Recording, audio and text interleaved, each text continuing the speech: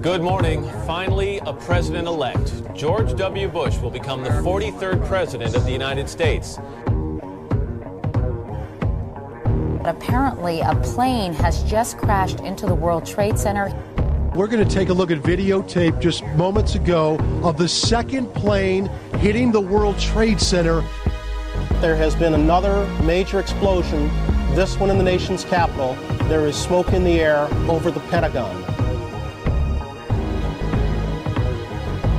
We are getting information now that one of the other buildings, Building 7 in the World Trade Center complex, is on fire and has either collapsed or is collapsing. Building 7 I often hear about. No plane hit Building 7. Why did Building 7 come down? What do you tell people? What is Building 7? Or what, was it Building 5 or the building that wasn't hit by the plane? Building 7. I have no idea. I've never heard that. The Project for the New American Century, which is a think tank that was around in the 90s and up through 2005 or 6. There are about 17 members of this so-called think tank who were in top positions in the Bush-Cheney administration. And a couple of these guys, Feith and Wolfowitz, had earlier worked for Benjamin Netanyahu in Israel and put out a paper that advocated the same kind of program that they then put out papers from PNAC advocating. That is intense nationalism and militarism and going after Middle Eastern states with aggressive wars. There are several key papers that they published, and the biggest one maybe was in 2000 called Rebuilding America's Defenses, as if they needed to somehow be rebuilt.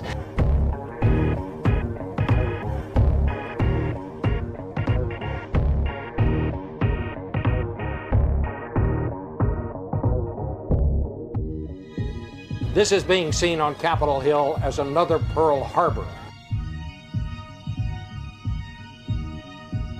Israel's former Prime Minister Benjamin Netanyahu has publicly said the September 11th attacks have been good for Israel. In the days after the September attacks, there were countless rumors about strange coincidences surrounding the events. One report about a group of Middle Eastern men spotted the morning of September 11th parked just across the river from New York City has not gone away. Investigation of their presence has led to questions about whether Israel was conducting espionage on U.S. soil.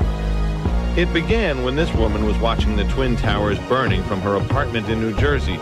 She noticed 3 men on top of a van, posing for pictures with the towers burning in the background. And I could see that they were like happy. You know, they didn't look shocked to me.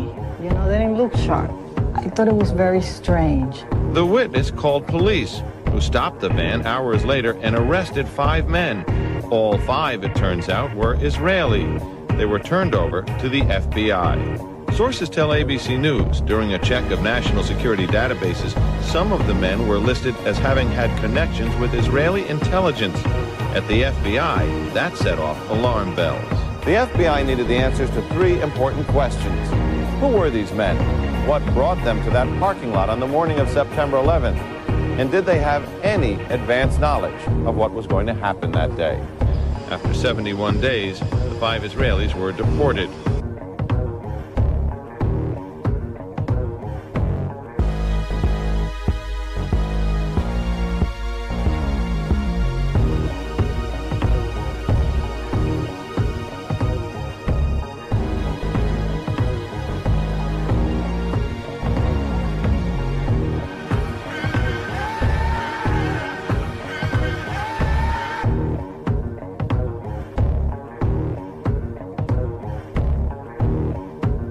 Some U.S. investigators believe that there are Israelis again very much engaged in spying in and on the U.S. who may have known things they didn't tell us before September 11th. The first part of the investigation focuses on Israelis who say they are art students from the University of Jerusalem and Bezalel Academy.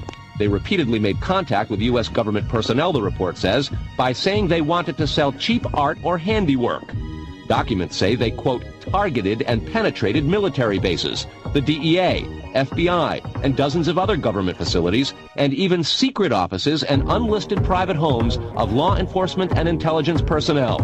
The majority of those questioned, quote, stated they served in military intelligence, electronic surveillance intercept, and/or explosive ordnance units. Lobby, there was no lobby. So I believe the bomb hit the lobby first, and a couple of seconds in the first plane hit. It just went ba-boom, it was like a bomb went off, and another explosion came right from it, just everyone flying. There were numerous secondary explosions taking place in that building. There were continuous explosions. No, the first explosion, and there was a second explosion in the same building. There were two explosions. Okay. There was another explosion that took place in one of the towers here. So obviously, according to his theory, he thinks that there were actually devices that were planted in the building. And you heard the boom, boom, boom, boom, boom, boom. Floor by floor instead of popping out. It was if they had detonated. They were planning to take down a building. Boom, boom, boom, boom, boom, boom, boom. From the corner, boom, boom, boom, boom, boom, boom, boom, boom, boom. Just like 20 straight hits. And as the bombs were going, people just started running. And I sat there and watched a few of them explode.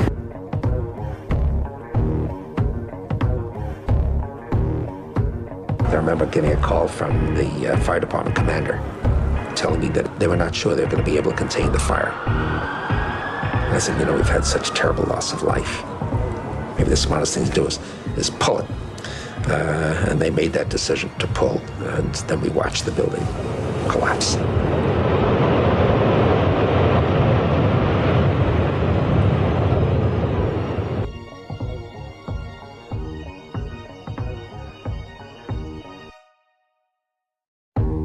In 2002, the Pentagon was infiltrated by Mossad.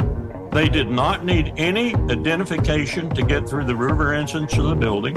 They went upstairs to Douglas Feith. Occasionally, they went to the second most powerful man, Paul Wolfowitz, the Deputy Secretary of Defense, and they had run of the Pentagon. Donald Rumsfeld, the Secretary of Defense, said to my boss one time, "Hell, I don't run my building. Mossad does."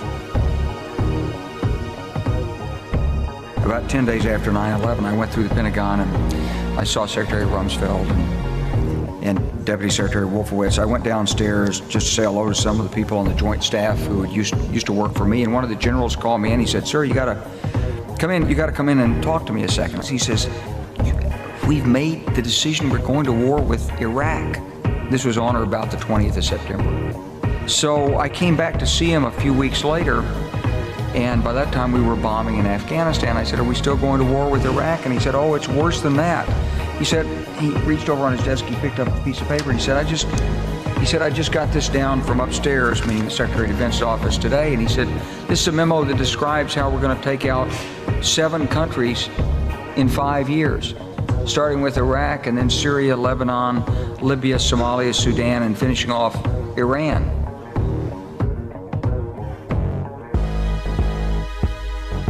Obviously, we'd like to see a regime change, at least I would, in Iran, just as I would like to see in Iraq.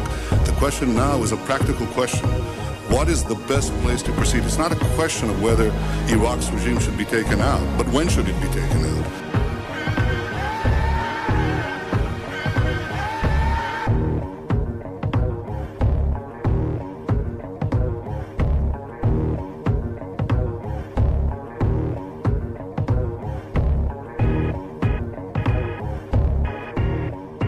In 2001, Congress passed the Authorization for Military Force, giving the president broad power to conduct military operations without congressional approval. Each time, it had to do with the American conflict with Iraq. But since then, both the Obama and Trump administration used what's better known as AUMF for other purposes.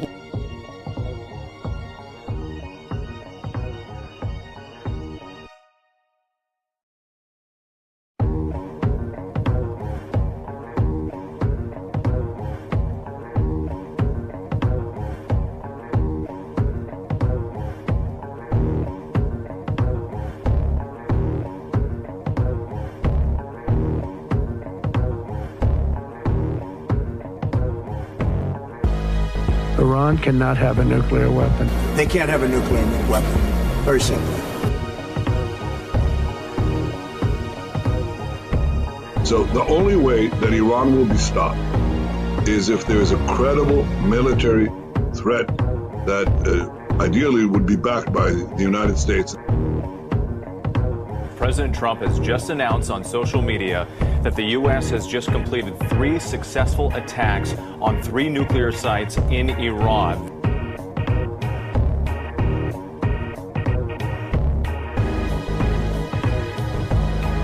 If you look back to 1996, there was a study done for a fellow who was about to become prime minister for the first time.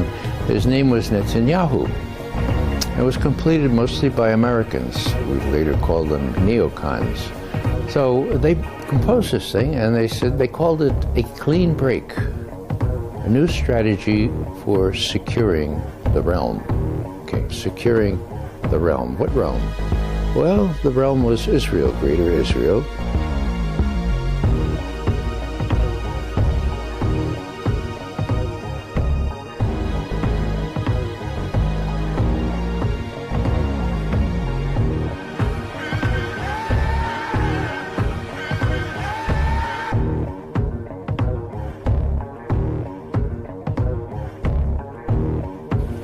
מה זה? זה הוויז'ן שלי, זה אחד הדברים שחלמתי עליהם, מפת הארץ המובטחת.